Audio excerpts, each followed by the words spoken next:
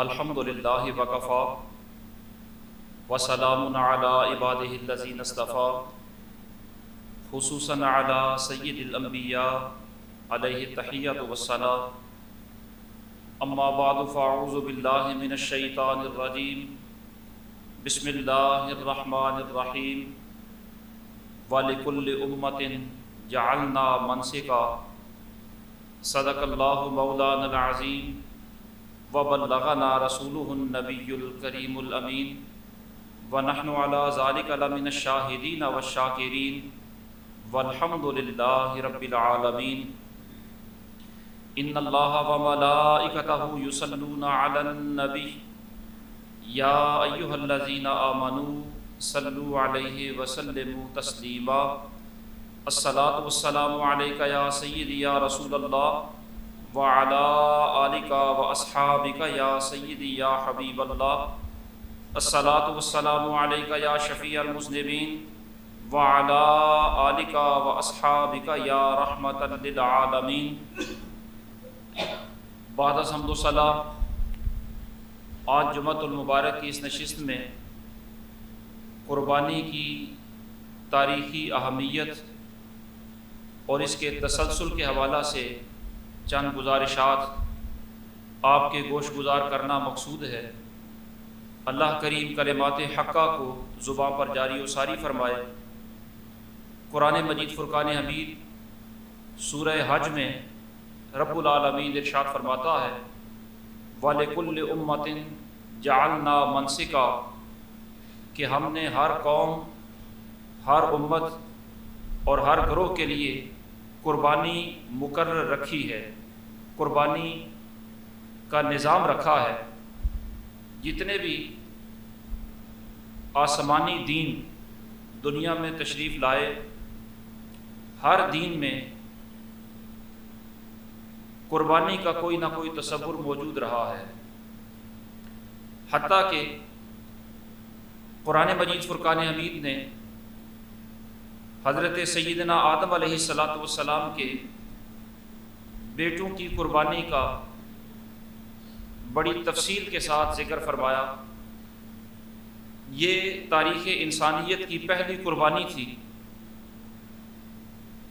جس کے بارے میں قرآن مجید ارشاد فرماتا ہے کہ حضرت آدم علیہ السلام کے دو بیٹوں کی قربانی کا محبوب ان کے سامنے تذکرہ کریں۔ اذ قربا قربانا فتقبل من احدہما، کہ جب ان دونوں بیٹوں نے قربانیاں پیش کیں تو ان میں سے ایک کی قبول کر لی گئی اور دوسرے کی رد کر دی گئی۔ اس کا پس منظر یہ ہوا کہ حضرت حابیل اور قابیل کے درمیان تنازع پیدا ہوا نکاح کے معاملہ میں۔ چنانچہ اس کے فیصلہ کے لیے دونوں نے قربانیاں پیش کی۔ حضرت حابیل نے بہترین دمبا، دودھ، مکھن، نفیس اشیاء قربانی کے لیے پیش کی، ان کی قربانی قبول کر لی گئی، اور قابیل نے ردی قسم کی گندم وہ پیش کی، وہ مردود ہو گئی۔ تو اب قابیل اپنے بھائی حابیل سے کہنے لگا لَأَقْتُلَنَّكَ، کہ میں تجھے قتل کر دوں گا۔ یہ خدائی فیصلہ جو تیرے حق میں ہوا، تیری قربانی قبول ہوئی، میں اس فیصلے کو قبول نہیں کرتا بلکہ میں تجھے قتل کروں گا۔ تو قال انما یتقبل اللہ من المتقین، حضرت حابیل نے کہا کہ تیری قربانی کے رد ہونے میں میرا کیا قصور ہے؟ قربانی تو اللہ رب العالمین متقین کی قبول فرماتا ہے، اللہ کریم نے میرے حق میں فیصلہ فرما دیا ہے۔ تو یہ قربانی کا تذکرہ جو حضرت آدم علیہ السلام کے بیٹوں کے ضمن میں کیا گیا، یہ تاریخ انسانیت کی پہلی قربانی ہے۔ اور اس وقت قربانی کا جو تصور تھا وہ یہ تھا، اور بعد میں صدیوں تک یہ تصور رہا کہ قربانی کسی بھی شے کی پیش کی جا سکتی ہے۔ قربانی پیش کرنے کے لیے جانور کا ذبح کرنا یہ ضروری نہیں، کسی بھی شے کی قربانی پیش کی جا سکتی ہے۔ جس طرح اسی قصے میں نے عرض کیا کہ حضرت حابیل نے دمبا بھی پیش کیا، مکھن بھی پیش کیا، دودھ بھی پیش کیا، ان کی یہ ساری قربانیاں قبول کر لی گئی۔ اور دوسری طرف سے بھی قربانی ہی پیش کی گئی، لیکن وہ گندم کی شکل میں پیش کی گئی، وہ اگرچہ قبول نہیں ہوئی لیکن قربانی کے لیے وہ چیزیں پیش کی گئی۔ تو ایک تو یہ ذہن میں نقطہ نقش فرما لیں کہ کسی بھی شے کی قربانی کی جا سکتی تھی۔ دوسری یہ تفصیل بھی ذہن نشین فرما لیں کہ اس وقت قربانی کے جو تصورات تھے ان میں سے یہ بھی بات شامل تھی کہ جب قربانی پیش کر دی گئی، جب اپنے مال میں سے اللہ کی راہ میں کوئی چیز دے دی گئی، تو اب اس چیز میں کسی انسان کو نفع کا کوئی حق باقی نہیں رہتا، بلکہ آسمان سے ایک آگ آتی، وہ آگ اسے جلا دیتی، تو یہ سمجھا جاتا کہ یہ قربانی قبول ہو گئی ہے، اور اگر آسمانی آگ اسے آ کر نہ جلاتی تو سمجھا جاتا کہ قربانی رد کر دی گئی ہے، مردود ہو گئی ہے۔ چنانچہ انسانوں کا نفع اس قربانی کی شے سے بالکل ختم کر دیا جاتا، یہ قربانی کے تصورات میں بنیادی عنصر شامل ہوتا۔ اور تیسری یہ بات کہ اس وقت جو قربانی پیش کرتا اگر قبول ہو جاتی تو اس کی عزت محفوظ ہو جاتی، بچ جاتی، بلے بلے ہو جاتی، اور اگر وہ رد ہو جاتی تو لوگوں کے سامنے وہ بندہ رسوا ہو جاتا، وہ بندہ شرمندہ ہو جاتا۔ اسلام نے قربانی کا تصور تو باقی رکھا ہے، لیکن ان تصورات کی اسلام نے اصلاح فرما دی ہے، اور ان تصورات کو اسلام نے ختم کر کے ان کی بجائے دوسرے تصورات دیے ہیں۔ مثلا اب صدقہ کا اطلاق تو کسی بھی شے کو دینے پر ہوتا ہے، لیکن قربانی کا اطلاق صرف مخصوص جانوروں کو ذبح کرنے پر بھی کیا جاتا ہے۔ اور دوسرا وہ جو تصور کہ انسانی نفع ان چیزوں سے ختم ہو جائے، یہ تصور بھی اسلام نے ختم کر دیا۔ اسلام یہ کہتا ہے کہ اللہ رب العالمین کی بارگاہ میں نہ گوشت پہنچتا ہے نہ خون پہنچتا ہے، اس کی بارگاہ میں تو تمہارے دلوں کا تقویٰ پہنچتا ہے، تمہارا جذبہ پہنچتا ہے، تمہاری نیت خیر پہنچتی ہے۔ اس لیے یہ گوشت خود استعمال کر لیا کرو، خود بھی کھایا کرو، دوسروں کو بھی کھلایا کرو، یعنی انسانی نفع قربانی کے جانور سے ختم نہیں کیا گیا۔ اور تیسرا اس میں جو تصور کہ کس کی قبول ہوئی اور کس کی قبول نہیں کی گئی،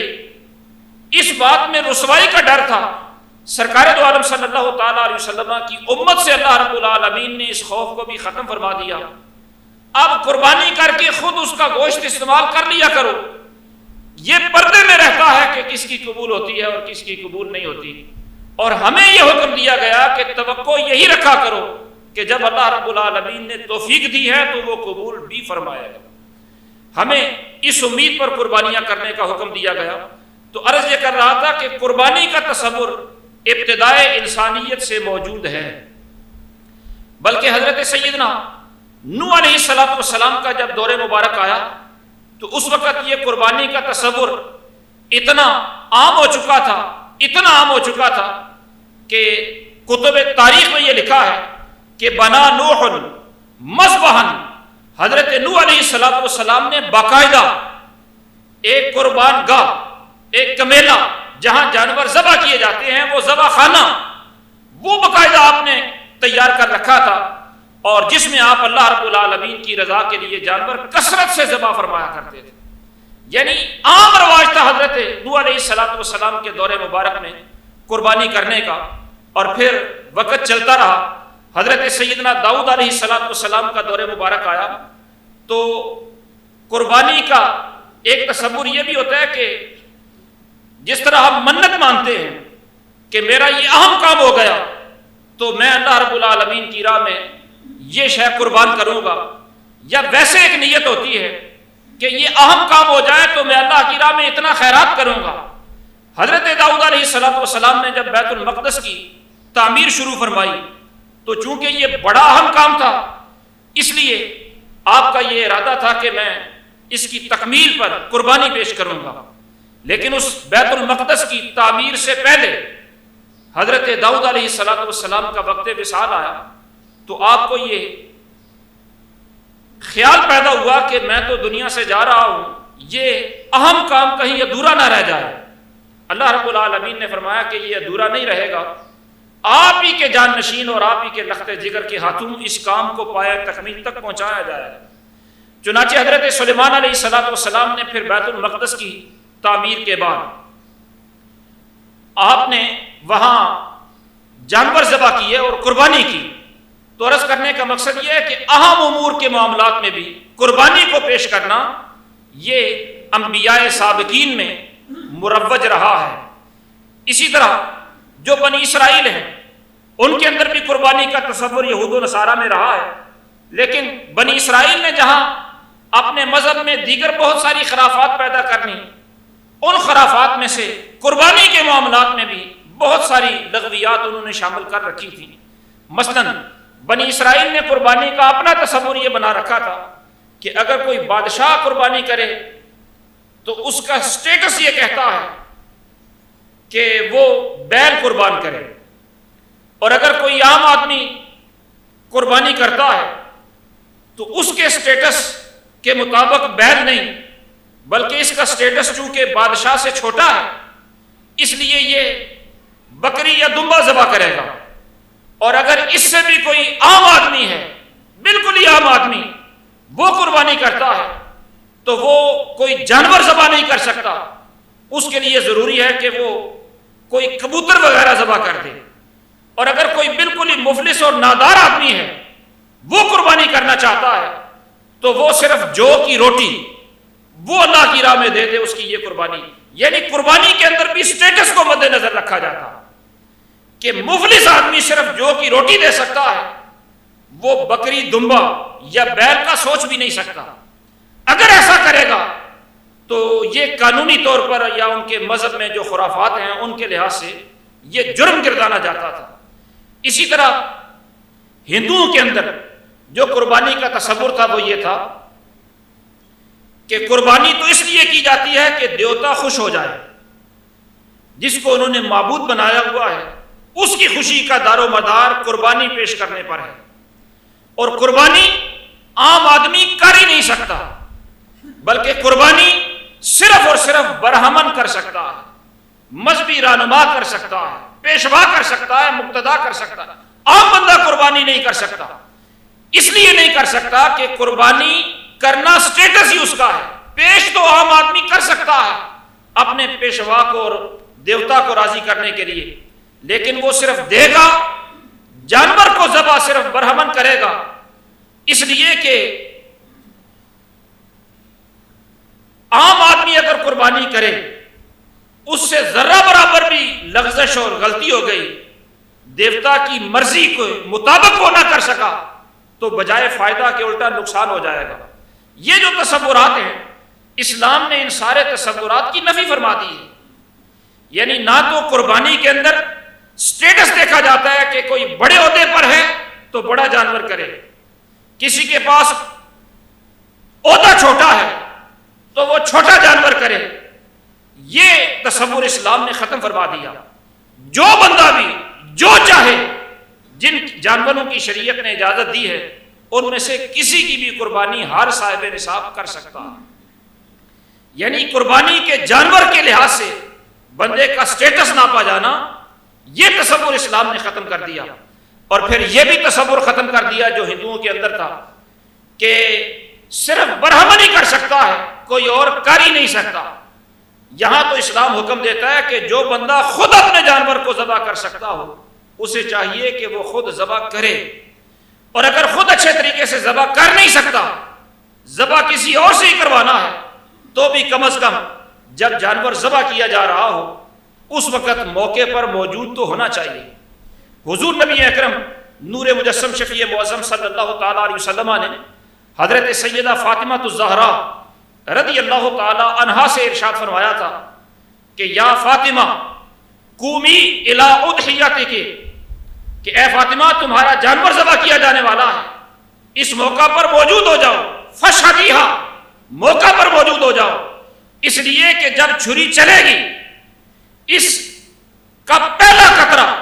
زمین پر گرنے سے پہلے پہلے اللہ رب العالمین تمہارے سابقہ سارے گناہ معاف فرما دے گا۔ حضرت فاطمہ عرض کرتی ہیں یا رسول اللہ یہ فضیلت کہ خون زمین پر پہلا قطرہ گرنے سے پہلے سارے گناہ معاف ہو جائیں، یہ صرف ہم اہل بیت کے ساتھ خاص ہے یا باقی مسلمانوں کے لیے بھی عام ہے؟ سرکار دو عالم صلی اللہ تعالیٰ علیہ وسلم نے فرمایا کہ یہ فضیلت اہل بیت کے لیے بھی ہے اور میرے سارے غلاموں کے لیے بھی ہے۔ تو عرض کرنے کا مقصد یہ ہے کہ یہ جو تصور کہ مخصوص کوئی بندہ ہی ذبح کرے، یہ ضروری نہیں، جو بھی ذبح کر سکتا ہے اسے چاہیے کہ وہ خود اپنا جانور اپنے ہاتھوں سے ذبح کرے، ورنہ کم از کم موقع پر تو موجود ہونا چاہیے۔ تو جو گزشتہ قوموں کے تصورات قربانی کے ہیں، میں وہ عرض کر رہا ہوں کہ قربانی کسی بھی شے کی جا سکتی ہے، اور قربانی کی قبولیت کا دار و مدار کیا ہے، قربانی کون کرے گا، قربانی کے لحاظ سے سٹیٹس کیا ہوگا، ان سارے تصورات کو اسلام نے ختم فرما دیا، اور اس کی جگہ بہترین تعلیمات اسلام نے ارشاد فرمائی ہیں۔ اسی طرح بنی اسرائیل کے لیے یہ بھی حکم تھا کہ جب وہ کسی جنگ پر جاتے، اللہ رب العالمین انہیں فتح عطا فرماتا، مال غنیمت ملتا، تو مال غنیمت بھی ان کے لیے استعمال کرنا یہ جائز اور حلال نہیں تھا، بلکہ ان کے لیے یہ ضروری تھا کہ وہ سارے کا سارا مال غنیمت کسی ایک جگہ پر اکٹھا کریں، کسی ایسی چار دیواری میں جس کی دیواریں تو ہوں لیکن اس کا چھت نہ ہو، ایسی جگہ پر اکٹھا کریں،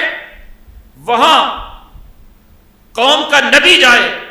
اور نبی جا کر دعا کرے کہ مالک کریم یہ مال غنیمت ہمیں ملا ہے، ہماری طرف سے یہ قربانی پیش کی جا رہی ہے، اسے تو قبول کر لے۔ تو نبی وہاں پر جا کر دعا کرے، آسمان سے آگ آئے گی جس میں دھواں نہیں ہوگا، وہ آگ آ کر اس کو جلا دے گی، تو یہ سمجھا جائے گا کہ یہ مال غنیمت کی قربانی بھی قبول ہو گئی ہے۔ سرکار دو عالم صلی اللہ تعالیٰ علیہ وسلم ارشاد فرماتے ہیں احلت لی الغنائم، میرے لیے اللہ رب العالمین نے مال غنیمت کو حلال کر دیا ہے، میری امت کے لیے بھی حلال کر دیا ہے۔ ولم تحل لأحد قبلی، مجھ سے پہلے کسی نبی کے لیے بھی مال غنیمت حلال نہیں تھا، سب کے لیے یہی تھا کہ جو مال غنیمت ملے اسے اس طرح قربان کر دیں، آپ کی نظر کر دیں، لیکن میرے لیے اور میری امت کے لیے اللہ رب العالمین نے اس کو حلال کر دیا ہے۔ اسی طرح قربانی کی تاریخ اگر آپ گزشتہ قوموں میں دیکھیں تو اہل مصر ایک قدیم تہذیب ہے، اس کی تاریخ ہمیں یہ بتاتی ہے کہ وہاں قربانی کا تصور صرف عام اشیاء تک محدود نہیں اور صرف جانوروں تک بھی محدود نہیں، بلکہ انسانی جانوں کی قربانی بھی پیش کرنا یہ بھی ان کے مذہب کا ایک حصہ تھا۔ یہ بعض رسومات نہیں تھیں، انہوں نے اپنے مذہب کے اندر بطور عقیدہ اور نظریہ یہ چیزیں شامل کی ہوئی تھیں کہ انسانی جانوں کی بھی قربانی پیش کی جا سکتی۔ بلکہ یہ جو اہل چین ہیں یہ تو بعض اوقات جنگیں اس لیے کرتے تھے کہ وہاں سے غلام ملیں اور ہم اپنی مشکلات کے اندر ان غلاموں کی جانوں کی بلی چڑھائیں، ان کی قربانی دیں۔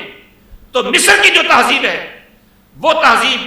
ہمیں بتاتی ہے کہ انسانی جانوں کی قربانی کی جاتی تھی۔ اس کا معروف واقعہ آپ نے بارہا دفعہ سنا ہے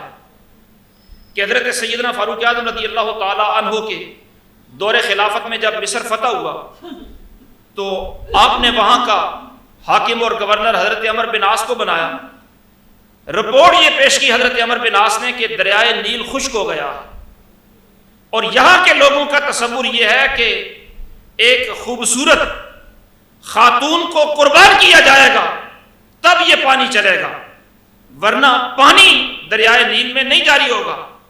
جبکہ مصر کی جو زمینیں ہیں وہ زرعی زمینیں ہیں اور ان کی ساری پیداوار کا دار و مدار دریائے نیل کے پانی پر ہے۔ ظاہر ہے اتنی بڑی انسانی جان کی قربانی اس پانی کے لیے وہ دے رہے ہیں تو اس کی کوئی وجہ تو ہوگی، اور وجہ یہ ہے کہ اگر یہ پانی نہ چلا تو سارا مصر مر جائے گا۔ اس سے بہتر یہ ہے کہ ایک انسانی جان کی قربانی دے دی جائے تاکہ یہ پانی چلے، باقی لوگ تو کم از کم زندہ رہیں۔ حضرت عمر بن عاص نے یہ خط لکھ کر حضرت فاروق اعظم کو رپورٹ پیش کی تو حضرت فاروق اعظم نے خط لکھا جو دریائے نیل کے نام تھا، اور اس میں یہ آرڈر آپ نے جاری کیا کہ اللہ کے بندے عمر کی طرف سے دریائے نیل کو یہ حکم دیا جا رہا ہے کہ اگر تو اللہ کے حکم سے چلتا ہے تو پھر جاری ہو جا، اور اگر تو اپنی مرضی سے چلتا ہے تو ہمیں تیرے پانی کی ضرورت ہی نہیں ہے۔ تو عرض کرنے کا مقصد یہ کہ یہ مصر کے اندر انسانی جانوں کی قربانی کا تصور موجود تھا، بلکہ خود حجاز کے اندر، عرب کے اندر بھی انسانی جان کی قربانی کا تصور موجود رہا ہے، اور صدیوں تک انسانی جان کی قربانی کا تصور موجود رہا ہے۔ اس کی ایک دو مثالیں آپ کے سامنے عرض کر دوں کہ سرکار دو عالم صلی اللہ تعالیٰ علیہ وسلم کے دادا جان حضرت سیدنا عبد المطلب رضی اللہ تعالیٰ عنہ، آپ نے یہ منت مانی تھی، نظر مانی تھی کہ اگر اللہ رب العالمین مجھے 10 بیٹے عطا کرے اور وہ 10 کے 10 باہمت بھی ہوں، جوان بھی ہوں اور صحت مند بھی ہوں، تو ان 10 میں سے اپنا ایک بیٹا میں اللہ رب العالمین کی راہ میں قربان کر دوں گا۔ چنانچہ 10 بیٹے آپ کے ہوئے، اور سب سے چھوٹے بیٹے حضرت سیدنا عبداللہ رضی اللہ تعالیٰ عنہ ہیں، جو سرکار کے والد گرامی ہیں۔ جب حضرت عبداللہ رضی اللہ تعالیٰ عنہ کی عمر 18-20 سال ہوئی تو ظاہر ہے سارے بیٹے جوان ہیں، باہمت ہیں اور سارے صحت مند ہیں۔ اب اپنی منت پوری کرنے کا وقت آیا تو حضرت عبد المطلب رضی اللہ تعالیٰ عنہ نے اپنے سارے بیٹوں کو بلایا اور بلا کر کہا کہ میں نے یہ منت پیش کی تھی، اب کون ہے جو اپنے آپ کو قربانی کے لیے پیش کرے؟ سارے بیٹوں نے کہا کہ ہم راضی ہیں، جس کے بارے میں آپ چاہیں۔ ہر بندہ اپنی گردن پیش کرنے کے لیے تیار ہے۔ حضرت عبد المطلب بجائے اس کے کہ خود فیصلہ کریں کہ میں نے کس کو قربان کرنا ہے، وہ جو فال نکالتے ہیں، کورے ڈالتے ہیں، پرچیاں ڈال کر فال نکالتے ہیں، اس نجومی کے پاس چلے گئے کہ یہ 10 بچوں کے نام ہیں، ان میں سے میں کس کی قربانی پیش کروں؟ چنانچہ جب وہ پرچیاں ڈالی گئیں تو قرآ حضرت عبداللہ رضی اللہ تعالی عنہ کے نام کا نکل آیا کہ حضرت عبداللہ کو قربان کیا جائے۔ حضرت عبد المطلب اب تیار ہو گئے، ہاتھ میں چھری لے لی، تیار ہے حضرت عبداللہ کو ذبح کرنے کے لیے، قربان کرنے کے لیے۔ یہ ایک تصور ہے انسانی جان کی قربانی کا۔ جب قریش کے باقی رؤساء اور سرداروں کو پتہ چلا کہ اتنا حسین بیٹا، اتنا نوجوان، اتنا سمجھدار، دانا بینا، اور حضرت عبد المطلب اسے ذبح کرنے کے لیے، قربان کرنے کے لیے تیار ہیں، تو وہ آئے، وہ کہنے لگے ہم یہ نہیں کرنے دیں گے۔ حضرت عبد المطلب کہنے لگے میری یہ نیت تھی کہ ایک کو ذبح کروں گا، فرمانے لگے نہیں۔ وہ قریش کہنے لگے نہیں، اس کو ہم ذبح کم از کم نہیں کرنے دیں گے۔ اب قریش کے سرداروں میں اور حضرت عبد المطلب میں یہ بات اختلاف رائے کی شکل اختیار کر گئی۔ طے یہ ہوا کہ یہ جو قرآن نکالنے والا ہے یہ تو عام سا نجومی ہے، پورے حجاز میں جو سب سے بڑی نجومی اور سب سے بڑی جو ماہر ہے اس میں، وہ سجاہ نام کی ایک عورت ہے، اس سے جا کر فیصلہ کروا لیتے ہیں کہ اس کو ذبح ہی کرنا ہے یا اس کا کوئی اور بھی حل ہے۔ چنانچہ سجاہ نامی خاتون کے ساتھ قریش بھی اور حضرت عبد المطلب بھی چلے گئے، معاملہ پیش کیا کہ حضرت عبد المطلب قرآن نکلنے کی وجہ سے اپنے اس بیٹے کو ذبح کرنا چاہتے ہیں، جبکہ ہم نہیں چاہتے کہ یہ نوجوان ذبح ہو۔ اللہ رب العالمین کو حضور صلی اللہ تعالیٰ علیہ وسلم کی دنیا میں تشریف آوری کے لیے کیا کیا اہتمام رب العالمین نے فرمائے۔ اس سجاہ نامی عورت نے کہا کہ مجھے ایک دن کی مہلت دیں۔ اس نے ایک دن کے بعد یہ فیصلہ کیا کہ مجھے یہ بتاؤ تمہارے ہاں کسی مقتول کی دیت کیا ہوتی ہے؟ اسے بتایا گیا کہ 10 اونٹ ایک بندے کا خون بہا ہوتا ہے، ایک بندے کی دیت ہوتی ہے۔ سجا نے کہا کہ اس طرح کرو کہ ایک پرچی پر 10 اونٹ لکھو، دوسری پرچی پر حضرت عبداللہ کا نام لکھو، اب فال نکالو۔ اگر تو پرچی نکل آئی اونٹوں کے نام کی تو اونٹ ذبح کر دو، حضرت عبداللہ کی جان کا یہ فدیہ ہو جائے گا، یہ خون بہا ہو جائے گا۔ اور اگر نام اونٹوں کا نہ نکلے بلکہ پرچی حضرت عبداللہ کے نام کی نکل آئے تو پھر دوسری دفعہ قرآن نازل کرو، 10 اونٹ مزید شامل کر لو، 20 اونٹ، اور حضرت عبداللہ کے نام کی پرچی، پھر اگر اونٹوں کا نام نکل آئے تو وہ ذبح کر دو، اور اگر حضرت عبداللہ کا نام نکل آئے تو پھر تیسری مرتبہ پھر قرآن اندازی کرو، 10 اونٹ اور شامل کر لو۔ چنانچہ اس طرح ہر دفعہ 10 اونٹ شامل کرتے کرتے ایک طرف 100 اونٹ جب ہو گئے تو پرچی 100 اونٹوں کی نکل آئی۔ اب قریش کے سردار کہنے لگے کہ اب تو یہ 100 اونٹ حضرت عبداللہ کی جان کا فدیہ ہو جائیں گے، اب یہ اونٹ ذبح کریں گے۔ حضرت عبد المطلب کہنے لگے نہیں، ابھی میری تسلی نہیں ہوئی، یہ قرآن اندازی 3 دفعہ ہونی چاہیے۔ چنانچہ تینوں دفعہ وہ 100 اونٹوں کی پرچی نکلی تو حضرت عبداللہ رضی اللہ تعالی عنہ کے جان کا وہ فدیہ قرار پایا۔ ویسے حضرت عبد المطلب تو اپنے بیٹے کو ذبح کرنے پر تیار ہو گئے تھے، اور حضرت عبداللہ رضی اللہ تعالی عنہ بھی اپنی جان اللہ کے حضور پیش کرنے پر تیار ہو گئے تھے، لیکن اللہ رب العالمین نے چونکہ ان کی نسل سے سرکار دو عالم صلی اللہ تعالی علیہ وسلم کو دنیا میں بھیجنا تھا، اس لیے ان کی جان کا فدیہ عام جانوں سے کئی گنا زیادہ 100 اونٹ قرار پائے، اور سرکار بھی